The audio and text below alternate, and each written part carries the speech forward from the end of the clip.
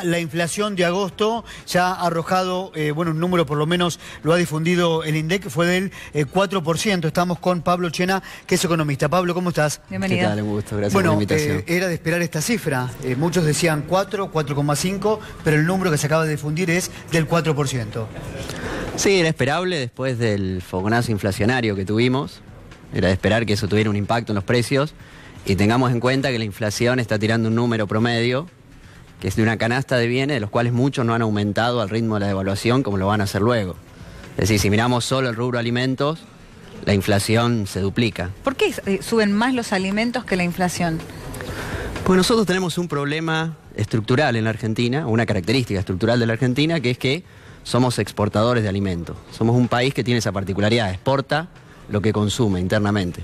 Algo que comparte con Nueva Zelanda, Australia, Canadá, Estados Unidos de alguna manera, pero la diferencia que tenemos con esos países es que nosotros no regulamos la exportación y el consumo de alimentos. Entonces, lo que sucede con el dólar se traslada de manera directa a los alimentos. Es lo que llamamos, tenemos dolarizados los alimentos. Entonces, cualquier movida financiera, cualquier turbulencia financiera que aumenta el precio del dólar, tiene una relación directa con el precio de los alimentos. Es decir, lo que tenemos que tratar los argentinos y aprovechar justamente, si se quiere, esta emergencia, para no tomar solo medidas de urgencia, sino que sea el emergente de políticas de Estado. Una política de Estado para la Argentina es regular la exportación y el precio de los alimentos para ser viables en el mediano plazo. Si no, no sucede esto. Toda crisis financiera repercute en crisis social, crisis humanitaria, porque dispara el precio de los alimentos. Esa relación precio del dólar y precio de los alimentos tiene que ser regulada en la Argentina como es en el resto de los países que tienen esta característica de exportar alimentos. Bien, es la noticia de la tarde, 4% la inflación de agosto. Estamos en comunicación telefónica con Fernando Alonso. Fernando, buenas tardes, ¿cómo estás? ¿Qué tal, Adrián? Buenas tardes. Bueno, a ver tu análisis sobre este número. Pero 4,5% para alimentos, siempre un poquitito más para arriba, ¿no?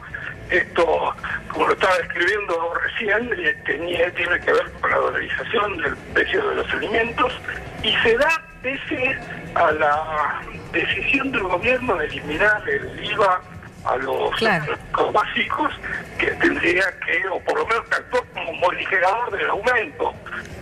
No los hizo retroceder del precio, pero evitó que tengan un traslado mayor de la devaluación del precio de los alimentos.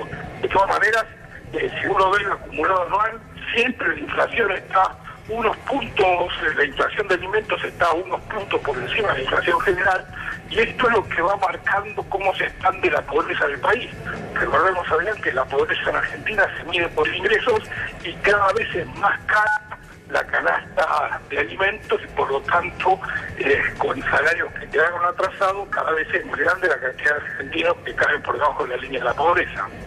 Fer, para sumar un dato más, recién estaba mirando el desagregado, ¿no?, a nivel nacional de los datos que se han publicado a través del INDEC y siempre busco el que ha subido más, ¿no? ¿Cuál es el rubro que más ha subido? 6,1% para equipamiento y mantenimiento del hogar, y también llama mucho la atención el 5,2% en materia de salud. Sí, el de salud tiene que ver con el aumento de las prepagas y eso también tiene una incidencia altísima a la dolarización de todos los insumos de la salud.